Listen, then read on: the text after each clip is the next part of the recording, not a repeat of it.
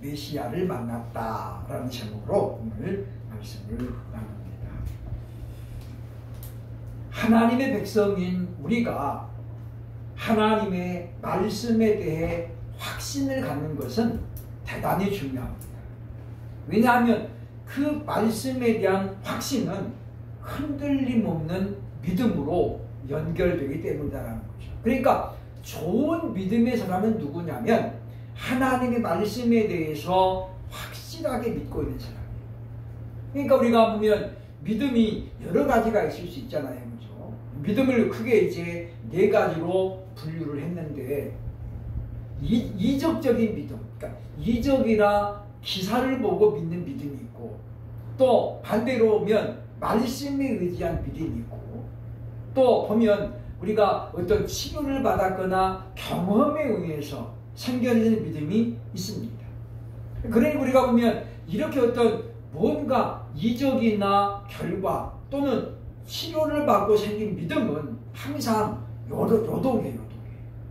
그런 일이 없으면 뭔가 자꾸 불안하고, 내가 지금 믿음이 없나, 뭐가 조금만 안 풀려도 지금 내가 믿음이 없나, 그런 생각이 자꾸 든다는 거죠. 그러니까 우리가 보면 말씀 중심의 믿음이 가장 중요하다라고 볼 수 있습니다. 믿음은 하나님이 주신 선물이잖아요. 그렇죠? 에베소서 8절로 9절에 보니까 이것이 너희에게서 난 것이 아니요 하나님의 선물이다. 그래서 믿음이라고 하는 것은 자생적인 것이 아니에요. 내 의지의 산물이 아니라는 거죠. 그죠? 내가 믿어봐야지 그래가지고 생기는 것이 아니라는 거죠. 그러니까 우리가 사람과 사람 사이의 믿음도 사실은 그래요. 그죠? 그러니까 우리가 사람과 사람 사이 사귀는 믿음도 하나님의 역사로서의 감동해가지고 있는 게 있고, 반대로 내가 의지적으로 이제 내 사람이 되었으니까 내가 이제 믿어야지 이렇게 되는 경우도 있다 그 말인 거죠. 그러나 사람의 의지는 강한 것 같지만은 사실은 뭐예요? 별 볼 일이 없는 거예요. 왜냐하면 우리가 보세요. 그죠? 정치적인 이념들을 보면 마치 연예인들을 좋아하는 것과 똑같아요. 그러니까 막 열렬하게 지지했다가 어느 날 한순간에 싹 돌아서잖아요. 그러니까 그래서 그런 어떤 이 사람의 의지는 그렇기 때문에 우리가 믿을 만한 것이 못 된다라고 하는 것입니다. 세례 요한은 지금 예수님이 자신에게 세례를 받으러 나오는 그 장면을 보고 그 전까지는 그분이 예수님인 것을 잘 몰랐어요. 그죠? 그러나 단 한 번에 하나님의 말씀이 이루어지는 것을 보고 예수님에 대한 확신을 갖게 되죠. 그러니까 세례를 베풀 때에 비둘기 같은 성령이 어깨에 머물고, 그리고 동시에 하늘에서 음성이 나기를 이는 내 사랑하는 아들이 내 기뻐하는 자니라. 그 광경을 보고 요한은 그때 이제 확신을 갖게 됩니다. 그래서 말씀에 대한 확신이 있기 때문에 흔들림 없는 믿음으로 전진할 수 있었다라고 하는 거죠. 그래서 그는 그 정체성을 가지고 이제 예수님을 전하게 되는 것을 보게 된다는 거죠. 그래서 먼저 35절 6절에 보면 제자들에게 말합니다. 보라, 하나님의 어린 양이로다. 그러니까 지금 요한이 자기 제자 중 두 사람과 함께 섰는데 그 중에 한 사람이 누구예요? 안드레고, 또 한 사람이 누군지는 몰라요. 그렇죠? 그러니까 요한이 지금 자기 제자들 중에, 많은 제자들 중에 두 사람과 함께 섰는데 예수님 마침 거기에 등장하신 거죠. 그래서 그 두 제자에게 요한이 하는 말이 뭐냐면 보라, 하나님의 어린 양이로다. 그러니까 우리가 예수님을 어떤 분으로 자각하는가는 굉장히 중요해요. 이제 우리 한국 교회를 보고 많은 사람들이 기복적이다라는 말을 하거든요. 그렇죠? 한국의 교회는 지나치게 기복적이다. 무슨 이야기냐면 하나님을 마치 뻥튀기 기계로 생각한다는 거예요. 내가 하나님 앞에 10,000원을 심으면 하나님이 100배로 투여주셔. 이렇게 생각한다는 거죠. 그래서 마치 우리나라 사람들은 하나님을 그래서 도깨비 방법이처럼 은 나와라 뚝딱, 금 나와라 뚝딱 이런 식으로 이제 물질적인 관계로 자꾸 하나님을 의지하는 경향이 많다. 그래서 우리가 이제 기복적이다라는 말을 합니다. 그러니까 물론 전혀 그렇지 않다고 보는 어려워요. 그러니까 왜냐하면 사람들이 보면 어느 때에 가장 절박하게 기도하냐면 영적인 문제 때문이 아니라 육적인 문제일 때 기도해요, 사람들이. 그러나 성경에 보면 믿음의 사람들은 그렇지 않았거든요.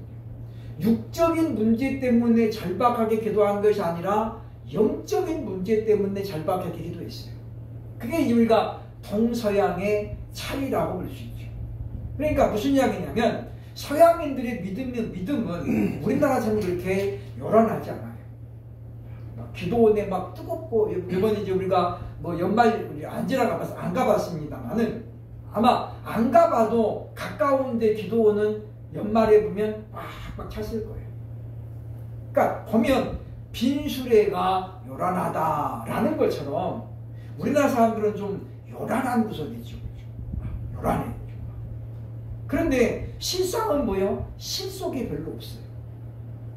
그러니까 은혜는 많이 받은 것 같은데 실질적으로 변화는 안 일어난다 그 말이에요. 그러니까 예전에도 제가 한번 이야기했습니다만은 아난 갈매산 가가지고 사람들이 보니까 예배 시간에 늦게 오니까 어떤 분이 주차장을 경비실 그 부스가 있잖아요, 그죠? 그 경비가 거기 가서 수시로 이제 손도 녹이고 메모도 하고 거기 들락날락 해야 돼. 근데 어떤 분이 차를 거기까지 이 경비실 문을 못 열게끔 거기다가 딱 대는 거예요. 그리고 예배 시간에 가니까 진도 오르는 거죠. 그러니까 이 경비가 지금 여기 문을 열고 들어가야 되는데 문을 열 수 있는 틈이 안 생긴 거예요. 그러니까 전화를 계속 하니까 전화를 안 받아요. 왜? 예배 시간이니까 진동을 해는 거예요. 막 몇 번 했는데 경비가 이 사람이 이제 화가 났어요. 그죠? 그래가지고 예배 시간이니까 가서 섭외단 말도 못하고 그래가지고 이제 예배가 끝났어요. 그죠? 끝나가지고 이 아저씨가 이미 화가 막 굉장히 많이 난 거예요. 어떤 뭘 사기한 사람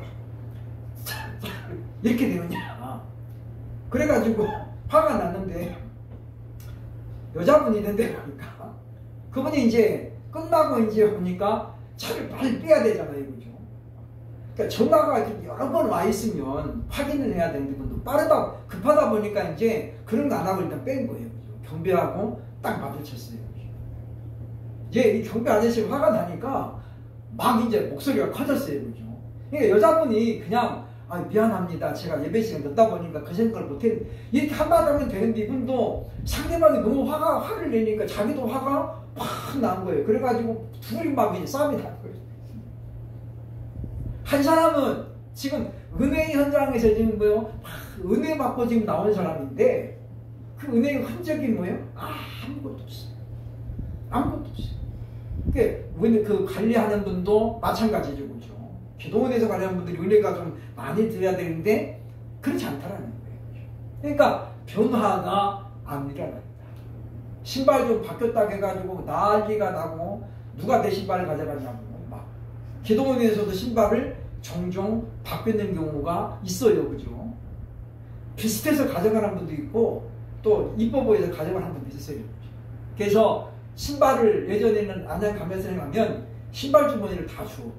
자기가 넣으라는 거예요. 그죠? 신발장에 놓고 잊어먹은 거는 어떻게 안 되니까 그래서 좋은 신발을 가지고 다니자는 거예요. 그러니까 우리가 그 은혜의 자리인데 안 그래요. 그죠? 제가 교육조사를 처음 가가지고 1월 첫날 주일날 사례비를 받았어요. 거기는 항상 선불로 사례비를 줘요. 제가 그때는 안양 갈매산에 굉장히 열심히 다녔거든요. 주일날 저녁 예배 끝나고 그 헌금분들 딱 이제 사례비를 딱 놓고 양복 입은 채 갈매산 갔어요. 그죠? 그날 저녁에 자고 이제 월요일날 사정에 마치고 내려오는데 봉투가 없어진 거예요. 그 기도원에 이제 목사님 전도사님들만 자는 방이 따로 있거든요. 그때는. 근데 거기 누가 와가지고 입마에 포켓 해간 거예요. 봉투치에. 첫 번째 사례비를. 그러니까 기도원에는 보면 은혜를 사모하는 사람들이 많이 오지만 정도덕들도 꽤 많이 온다 그 말이에요. 그러니까 은혜의 자리에 뭐예요? 항상 은혜를 사모하는 사람만 있는 것은 아니다.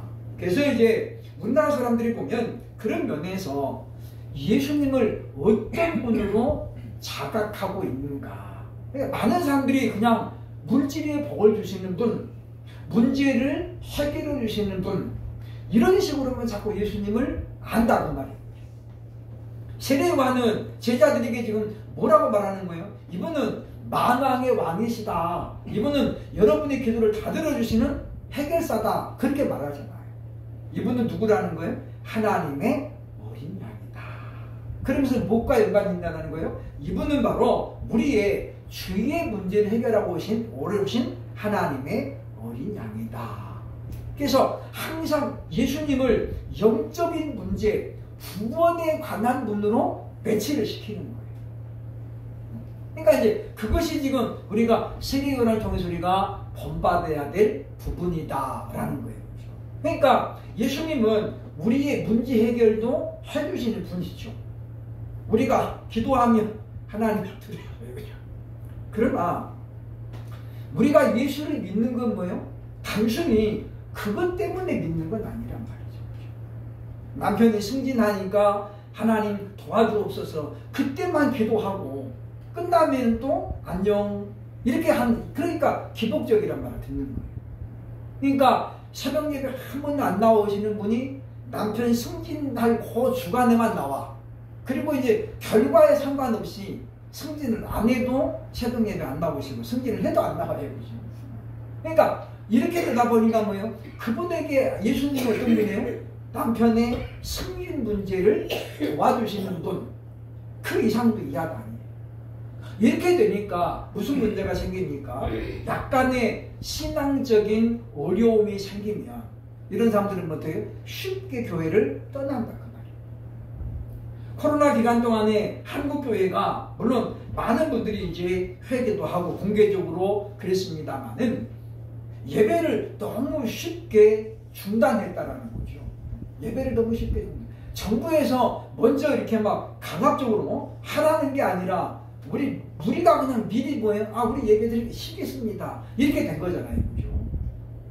그러니까 이런 부분에 있어서 보면 우리가 예수 그리스도가 어떤 분입니까? 나에게 예수님은 누구인가? 이걸 우리가 항상 생각을 하면서 살아가야 됩니다. 예수님은 우리의 어떤 경제적인 문제를 해결하시는 그런 분이 아니에요. 예수님은 어떤 내진 절박한 상황을 벗어나게 하는 그러려고 오신 분이 아니라는 말이에요. 우리의 죄의 문제를 해결하시고 우리에게 영생을 주시려고 그래서 오신 분이잖아요. 그러니까 우리가 복음을 전할 때도 마찬가지예요. 전에 제가 알고 있던 분은 전도를 할 때 잘못 접근한 거예요. 이분이 너무 어렵게 사니까 전도할 때 어떻게 하냐면 예수 믿으면 3년만 믿으면 집사 이렇게 전도하는 거예요. 그러니까 이분이 신월동에서 가로공원 쪽에 살았는데 너무 어렵게 산 거예요. 그러니까 남편이 이 노름에 빠져가지고 이 정신을 못 차리는 거예요. 그러니까 그래서 이분이 너무 절박하니까 교회를 다녔어요. 1년 동안 정말 주일날 한 번도 안 빠지고 열심히 다녔어요. 근데 전세가 월세로 바뀌었네. 그 중간에 남편이 노름에 빠지니까 주인한테 전세 부담을 돌려달라고 그러고 월세로 바꾸는 거예요. 그리고 그 돈을 해가지고 돈을 벌었으면 좋은데 노름에 갈 돈을 못 벌었어요. 그죠? 그러니까 돈이 오히려 1년 동안 예수 열심히 믿었는데 전세에서 월세로 줄어드는 거예요.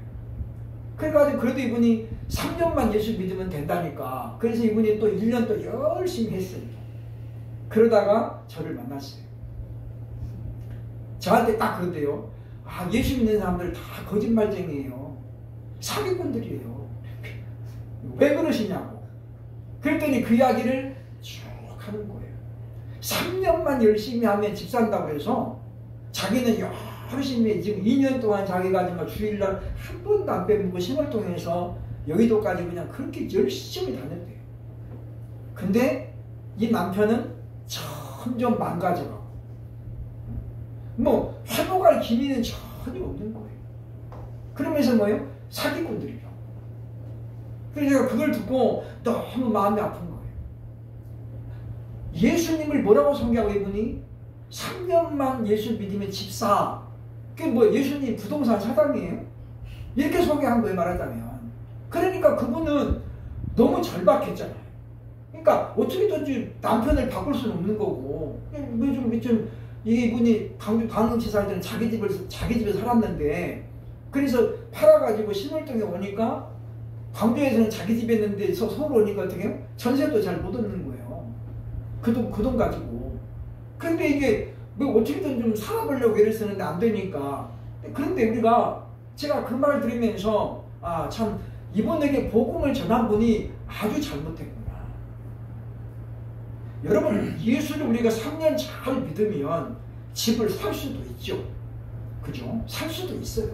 그러나 그것을 목적으로 예수님은 3년 동안 열심히 믿으면 집을 주신대, 이런 분으로 우리가 믿고 나가면 안 된다 그 말이에요. 그러니까 그분은 그래서 2년 반 다니고 교회를 딱 접었어요. 그리고 일본으로 가시더라고요.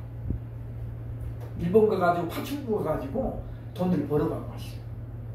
그런데 이런 분들은 예수 믿겠어요, 안 믿겠어요? 안 믿어요, 이제. 그분들은 뭘로 보는 거예요? 예수 교회 다니는 사람은 다 거짓말쟁이고 사기꾼으로 보는 거예요. 사기꾼. 그러니까 마찬가지죠. 지금 요한이 만약에 이 제자들에게 예수님을 소개할 때 보라, 이분은 만병의 통치하겠다, 이렇게 했으면 어떻게 되겠어요? 제자들은 그분이 그런 분인 줄 알아가는 거예요. 그러면 자꾸만 그런 예수님만 쫓아가는 거예요. 그러니까 우리가 그렇기 때문에 예수님의 정체성에 대해서 우리는 보다 더 확실하게 생각을 해야 된다. 지난주에도 말씀드린 것처럼 예수님은 이적도 행하시고 문제도 해결해 주시고 귀신도 쫓아내고 그러셨지만 그것이 본질은 아니다 그 말이에요. 우리는 본질과 비본질을 자꾸 혼동해요. 그래서 우리가 비본질은 안 구해도 돼. 예수님이 그랬잖아요. 너희는 무엇을 먹을까 쓸까 구하지 말라. 이것은 안 구해도 하늘에 계시는 아버지께서 주신다고 했지. 근데 우리는 어떻게 해요? 그것만 열심히 구해. 먹고 입고 쓰는 것만 구하고 하나님의 나라 의에 대해서는 별로 관심이 없어요. 그러니까 우리 신앙이 자꾸만 기복주의로 가게 된다라는 것입니다. 그래서 우리가 그런 것들을 구하지 말라는 건 아니죠. 예수님 뭐라고? 너희는 먼저 그의 나라와 그의 의를 구하라. 그리하면 이 모든 게 뭐 먹고 쓰고 있는 걸 하나님이 책임져 주신다는 거죠. 그러니까 우선순위가 중요하다 그 말이에요. 우선순위가. 우리가 이제 이 요한을 보면서 우리가 봐야 될 건 뭐냐면 예수님은 나에게 어떤 분입니까? 우리는 누가 뭐래도 예수 믿어야 구원받습니다. 예수님 믿으면 하나님의 자녀가 됩니다. 우리 이렇게 전도해야 돼요. 나머지는 뭐예요? 그럴 수도 있고 안 그럴 수도 있어요. 그러니까 우리가 항상 한 부분만 보고 예수님을 전하면 안 됩니다. 예수님을 따르는 두 제자가 37절로 38절에 나옵니다. 요한의 말을 듣고 그 중에 한 제자들이 두 명의 제자가 예수님을 이제 접근하죠. 그죠? 예수께서 돌이켜 그 따르는 것을 보시고 물어 이르되 무엇을 구하느냐? 야, 니네들 왜 따라오냐? 그 말이죠. 그죠? 근데 제자들이 뭐라고 그럽니까? 선생님이요, 어디 계십니까? 랍비요, 어디 계십니까? 어느 곳에 머뭅니까? 그런 뜻이죠. 그죠? 요한복음은 요한복음 대상이 누구냐면 유대인과 그리고 이방인들이에요. 그죠? 그러니까 온 사람이 대상이죠. 그러다 보니까 당시 신약시대 예수님 당시에는 보면 헬라어가 공용어였지만 당시 보면 이 팔레스타인은 아람어를 많이 썼어요. 그죠? 아람어를. 그러니까 아람은 우리가 아는 다메섹을 수도로 갖고 있었던 나라를 말하죠. 그죠? 나아만 장군이 아람의 장군이었잖아요. 그러니까 보면 그 중동에 보면 이 아람은 굉장히 오랫동안 강대국을 위지하고 있었잖아요. 그래서 이제 강대국이 되면 뭐냐면 언어가 그 언어를 많은 사람들이 쓴다는 거예요. 우리가 지금 영어를 쓰는 건 뭐예요? 미국이 어쨌든 간에 지구상에서 지금 최고의 강대국이잖아요. 그래서 영어를 쓰는 거예요. 그래서 지금 요한복음을 보면 요한복음에는 아람어도 나오고 헬라어도 나와요. 왜냐하면 요한복음의 대상이 누구니까? 모든 사람들이니까. 그래서 헬라어만 쓰는 게 아니라 아람어가 종종 나오는 것을 볼 수 있는데 랍비는 번역하면 선생이라 그 말이죠. 그렇죠? 랍비는 번역하면 선생님입니다. 그러니까 랍비, 랍비라고 되어 있는데 이 랍비라는 이 단어를 번역하면 선생님이다. 선생님이라는 단어가 따로 있어요. 그죠? 디다스 칼로스라는 단어가 있어요. 디다스 칼로스 그러면 선생님이라는 뜻이에요. 근데 여기는 랍비라는 말은 뭐냐면 선생님 중에서도 율법 선생님을 말할 때 랍비라고 써요. 그러니까 일반적인 선생님을 말할 때는 그냥 디다스 칼로스라는 말을 쓰는 거예요. 그러니까 학교 선생님 그러면 뭐예요? 디다스 칼로스. 우리가 이렇게 일반적으로 선생님 그러면 디다스 칼로스고 랍비는 뭐냐면 율법을 전문으로 가르치는 선생님을 가릴 때 우리가 랍비라고 해요. 그러니까 지금 이제 예수님의 이 요한의 제자들은 예수님을 처음에 누구로 알았다는 거예요? 랍비로 알았다는 거예요. 그러니까 아직까지는 뭐요? 메시아에 대한 개념이 올바로 서 있지 않았을 때였다라는 것입니다. 그래서 선생님, 율법 선생님이라고 가르쳤다는 거예요. 그래서 하나님의 말씀을 가르치는 사람 이렇게 알고 있었단 말이죠. 예수님과 함께하는 제자들이 그 다음에 39절에 나옵니다. 39절 하겠습니다. 읽어보겠습니다. 시작. 예수께서 이르시되 와서 보라. 그러므로 그들이 가서 계신 데를 보고 그날 함께 거하니 때가 10시쯤 되었더라. 유대인들은 전통에 따라서 하루에 3번씩 기도합니다. 아침에 9시 그리고 12시 오후 3시. 그런데 성경에는 9시 12시 이렇게 기록된 도 있지만 또 기록자에 따라서 시간을 6시간 땡겨서 기록해요. 그죠? 예를 들면 아침 9시인데 성경에는 3시로 기록되어 있고 이렇게 좀 잘 안 맞아요. 그죠? 우리가 유대인들의 어떤 그 시간 개념을 잘 알아야 돼요. 근데 지금 보면 이때가 지금 몇 시라고요? 10시. 그럼 여기 보면 예수님도 9시 기도의 시간에 기도를 마쳤다는 이야기고 세례요한과 그 제자들도 지금 9시 기도회를 마치고 밖에 나왔다라는 이야기예요. 무슨 이야기냐면 그러니까 예수님도 그랬고 요한의 제자들도 평상시에 뭐예요? 기도가 훈련이 되고 있었고 습관이 되어 있었다라고 하는 거죠. 그러니까 우리들도 마찬가지예요. 우리 개인의 영성을 위해서 우리가 기도 시간을 반드시 확보해야 됩니다. 그래서 우리가 기도는 하나님과의 1:1 관계예요. 관계. 우리가 자꾸 친해지려면 어떻게 해야 돼요? 자꾸 만나야 돼요. 그잖아요. 자꾸 만나야 친해져요. 안 만나면은 멀어져요. 그죠? 예전에는 친했는데 지금은 아니다 라고 하는 건 뭐예요? 예전에는 자주 만났는데 지금은 안 만나니까 멀어지는 거예요. 마찬가지입니다. 우리가 기도 생활도 마찬가지라는 거죠. 그러니까 하나님과 참 좀 가까워져야 되는데 우리가 기도 시간이 줄면 하나님과 대화가 어떻게 해요? 중단되는 거예요. 근데 요한도 그렇고 예수님도 그렇고 그들은 이미 기도하는 것을 습관으로 삼았다라고 하는 거죠. 그래서 기도는 성도에게는 무기예요. 무기. 그러면서 하나님과 친밀성을 유지할 수 있는 하나의 비결이라고 볼 수 있다라고 하는 것입니다.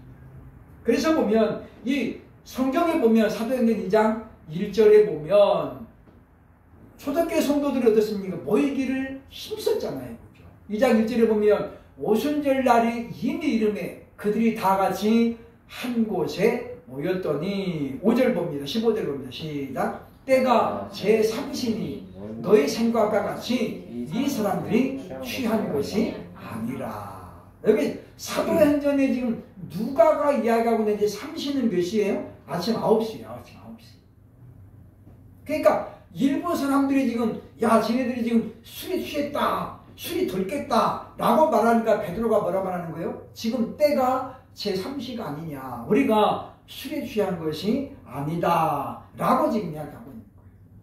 이게 보면 예수님의 제자들도 예수님의 약속을 따라서 뭐예요? 하루에 3번씩 기도하면서 성령을 기다렸다라고 하는 거죠. 그래서 우리도 보면 유대인들은 새벽 예배가 없잖아요. 그죠? 그 대신 그 사람들은 뭐예요? 아침 먹자마자 항상 9시를 예배 시간, 기도의 시간으로 삼았다고 말이죠. 그것이 이제 예수님께서 오셔가지고 이제 하나의 어떤 정기적인 기도회가 됐고, 그래서 우리가 베드로가 감옥에 gat혔을 때에 한밤중에 사람들은 그 마가다락방에서 기도하고 있었어요. 그때는 이미 9시, 12시, 3시 기도 시간이 아니에요. 그죠? 그러니까 말하자면 오늘날로 말하면 특별히 기도회를 하고 있었다. 그 말이죠. 그래서 교회는 기도회와 함께 성장을 해나간다. 우리도 마찬가지예요. 우리 믿음이 정상적으로 자라려면 우리는 항상 말씀과 기도가 같이 가야 됩니다. 균형이라는 균형. 신앙의 핵심은 균형입니다. 그러니까 한쪽으로 치우치는 문제가 돼요. 한쪽으로 치우치는.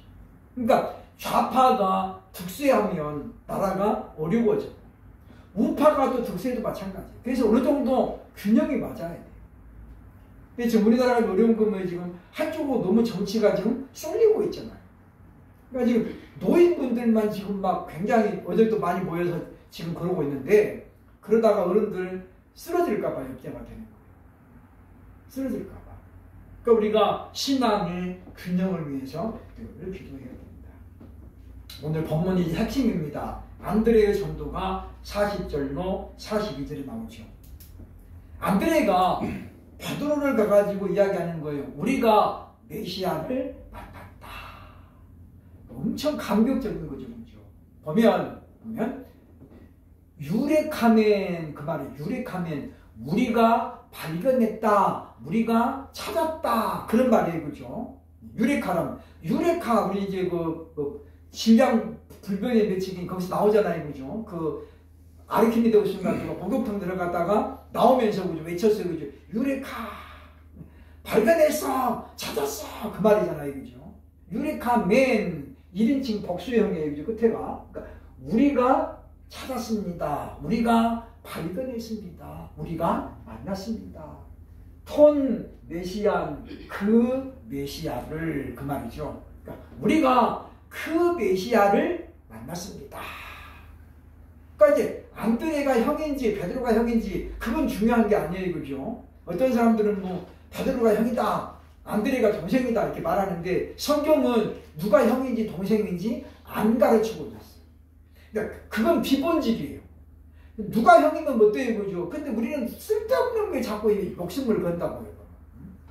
그건 중요한 게 아니고, 안드레가 베드로에게 지금 딱 가가지고 하는 말이 뭐였어요? 우리가 메시아를 만났다. 그동안 그렇게 오랫동안 기다렸던 그 메시아를 우리가 발견했다. 그 말 발견했다. 사실은 우리가 오늘 이 말씀에서 핵심은 뭐냐면 바로 이 부분이에요. 정말 우리가 거대하던 메시아를 만나면 우리는 어떻게 해야 되냐 그 말이죠. 우리 메시아를 만나고 나면 우리가 가장 먼저 해야 될 일이 뭐냐. 안드레는 가장 먼저 누가 떠올랐다는 거예요? 자기 친형제 베드로가 떠올랐어요. 시몬이 떠올랐어요. 그래서 그에게 가가지고 뭡니까? 우리가 메시아를 만났다 라고 요한이 소개했고, 자기가 지금 만나본 예수님이 메시아라는 것을 이제 알리게 됐다라는 거죠. 그죠? 메시아는 히브리어로 기름 부음을 받았다라는 뜻이고, 메시아를 헬라어로 옮기면 그리스도가 되는 거예요. 그리스도. 그러니까 메시아나 그리스도나 똑같은 뜻이에요. 그죠? 그러니까 메시아는 헬라어 히브리어고 그 다음에 그리스도는 헬라어예요. 그래서 우리가 지저스 크라이스트 그러면 바로 이 크리스토에서 따온 거죠. 그죠? 영어는 항상 헬라어가 할아버지. 그래서 중요한 단어들이 헬라어에서 많이 나왔다라고 볼 수 있습니다. 그래서 우리가 올 한 해를 살아가면서 정말 내가 구원의 감격이 있다면 내가 나 혼자 구원받은 것으로 만족하면 안 된다는 거죠. 정말 내게 가까운 사람, 소중한 사람이 있으면 그에게 먼저 우리가 얘기해야 되잖아요. 우리가 맛집만 가도 누군가 생각이 나잖아요. 내가 다음에는 꼭 데리고 와야지. 그게 인지상정이라는 거예요. 근데 우리는 많은 사람들이 뭐예요? 결국은 내가 예수님 믿고 너무 좋아. 근데 뭐예요? 그걸 누구에게 나누는 데 우리가 너무 인색하다. 뺏기는 게 아닌데. 그렇다고 해서 얘가 믿는 예수님이 나에게서 그분에게 옮겨가는 게 아니잖아요. 근데 우리가 그것 때문에 지금 고민 중에 있다는 거죠. 작은 교회들이 점점 어려운 게 뭐냐면, 물론 외부인들도 작은 교회를 외면해요. 그렇죠? 부담스러워하고. 그러나 중요한 건 뭐냐면 우리 자신들도 그렇다는 거죠. 그러니까 우리가 꼭 우리 교회로 데리고 오라는 게 아니라 우리가 뭐 할 수만 있으면 다른 사람들에게 우리가 내가 만난 예수님을 자꾸 전해야 돼. 난 발견했어. 내 인생에 정말로 중요한 것. 그게 뭔지 발견했다라고 얘기해야 되겠다라는 것입니다. 그래서 보면 사도행전 4장, 요한복음 4장 28절 29절을 보면 사마리아 수가성의 여인이 나오죠. 그죠? 보겠습니다. 시작. 여자가 물동이를 버려두고 동네로 들어가서 사람들에게 이르되 나의 행한 모든 일을 내게 말한 사람을 와서 보라. 이는 그리스도가 아니냐. 이 말이 무슨 말입니까? 보라, 메시아가 여기 있다라는 말이잖아요. 그러니까 금년 우리는 바로 이 기쁨이 좀 있어야 되겠다라는 거예요. 하나님께서 보면 시몬을 참 어마어마한 종으로 썼잖아요. 그죠? 안드레는 그걸 알았을까요? 몰랐죠. 그죠? 몰라요. 지금 우리도 마찬가지입니다. 저와 여러분이 누군가 하나를 전도하면 그 사람이 하나님 앞에 어떻게 쓰일지는 아무도 몰라요. 그래서 우리는 더욱더 오래 이제 우리 타신자를 놓고 기도해야 돼요. 하나님, 올해 저는 이 사람 제가 무슨 일이 있어도 전도하겠습니다. 그래서 우리가 계속해서 하나님 앞에 기도하고 부르짖어야죠. 그래서 참 보면 시간이 흘러가는 것이 저도 개인적으로 굉장히 부담스러워요. 왜냐하면 신앙의 연륜은 오래됐는데 교회는 자꾸 되게 지금 줄어드니까. 그래서 이게 참 남들한테 후배들아 보기에도 미안하고 그죠. 우리가 어쨌든 간에 교회는 사람들이 모여야 됩니다. 그냥 우리끼리만 이대로 조싸우니 그건 아니라고 말이에요. 그래서 보면 시몬의 이름을 예수님이 바꿔주죠. 그죠? 42절에 보면 보겠습니다. 시작. 예수께서 보시고 이르시되 네가 요한의 아들 시몬이니 장차 게바라 하리라 하십니다. 게바는 번역하면 베드로라.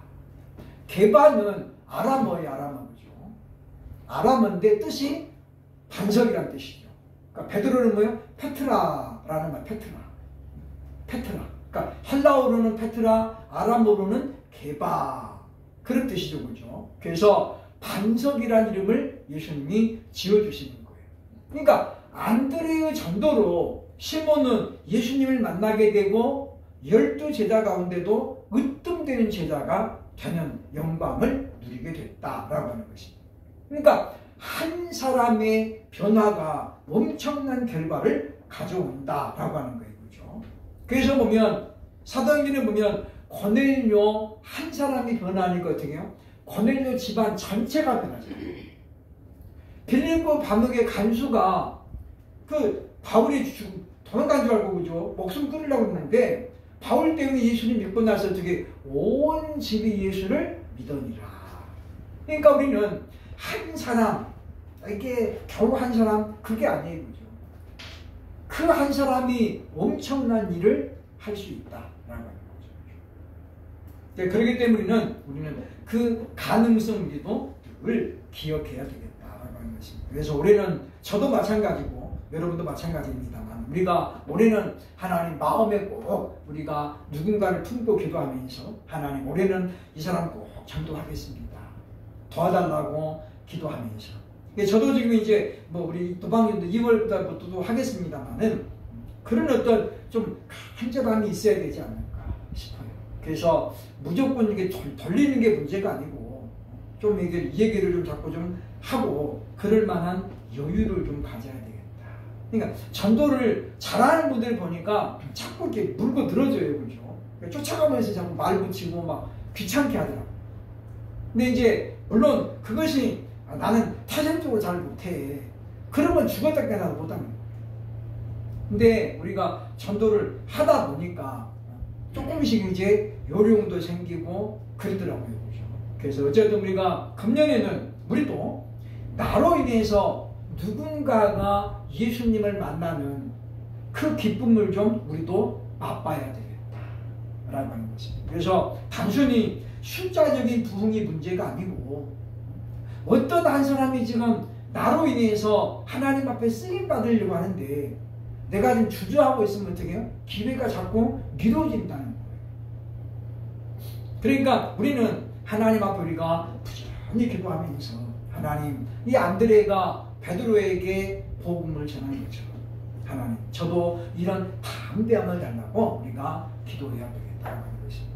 그래서 참으로 우리가 움직이지 않으면 열매는 안 맺어져요. 그렇죠? 우리가 부지런히 움직이면서 하나님께서 그냥 저절로 교회가 때가 되면 부흥되지는 않아요. 때가 물론 주변에 보면 오래된 교회가 안정적으로 부흥되는 경우도 있지만 오래됐는데 어떻게 해요? 그냥 계속 이렇게 좀 위축돼 보이는 그런 교회들도 없지 않아 있습니다. 우리 주변에도. 그러니까 보면 우리 동네도 보면은 굉장히 오래된 교회. 신정이동에서 아마 두세 번째로 됐을 거예요. 하면. 근데 지금 보면 좀 하나 예배당을 지었습니다만 완전히 묻혀져 가지고 잘 안 보여요. 밖에서는 예배당 있는지 없는지도 몰라. 근데 그 교회는 정말 보면 거의 활동을 안 해요. 제가 한 번도 전도하는 걸 못 봤어요. 그러니까 우리 교회하고 비슷해 보죠. 근데 우리는 어쨌든 간에 이제 그걸 벗어나야죠. 그죠? 그분들은 어쨌든 간에 이제 자기 건물도 있고 그러니까 안 해도 되지만 지금 우리는 그런 상황은 아니다. 그래도 우리들도 안드레처럼 정말 우리가 누군가를 주께로 인도하고 그가 하나님 앞에 쓰임받는 그런 영광을 볼 수 있는 그런 우리들이 돼야 되겠다라고 합니다. 그래서 우리가 참으로 이와 같은 전도의 기쁨을 맛볼 수 있는 저와 여러분 될 수 있기를 주의 이름으로 축원합니다. 기도하겠습니다.